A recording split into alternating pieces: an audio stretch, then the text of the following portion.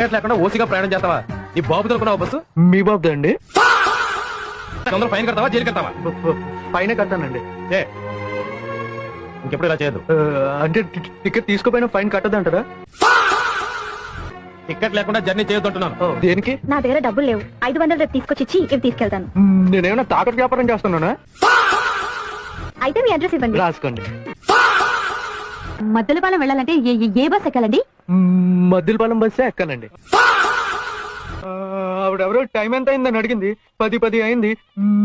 నోట్తో చెప్తే ఏమైనా ప్రాబ్లం అవుతుందని చేత్తో ఇలా అన్నా. ఏంటో ఇది? మేమిద్దరం తొందరపడ్డామమ్మా.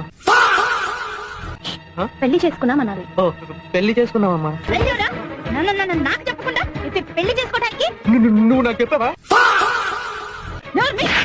చిన్నప్పుడే మీ బాబు తస్తే ఎవరి ముందు నువ్వే చంపేసావా?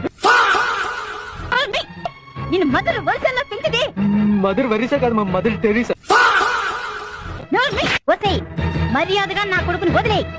తను వదిలే, నేను వదలను. వదలకపోతే నిన్ను ఇంట్లో గేటేస్తాను. నేను వెళ్ళిపోతాను. ఉద్యోగం లేదు, బయట లేచుతావరా? అన్నమే తింటానులే. మీ ఆవిడ గారు లేరా అండి?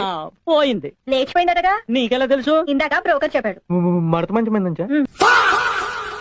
ఏంటయ్యా, మొగుడు సంపాదిస్తేనే ఏ పిల్లమైనా బుద్ధిగా ఉంటుంది, లేకపోతే చేతగాని వాడని చెప్పి ఎవరితోనో లేచిపోతుంది. మీ ఆవిడ అందుకే లేచిపోయిందా అండి?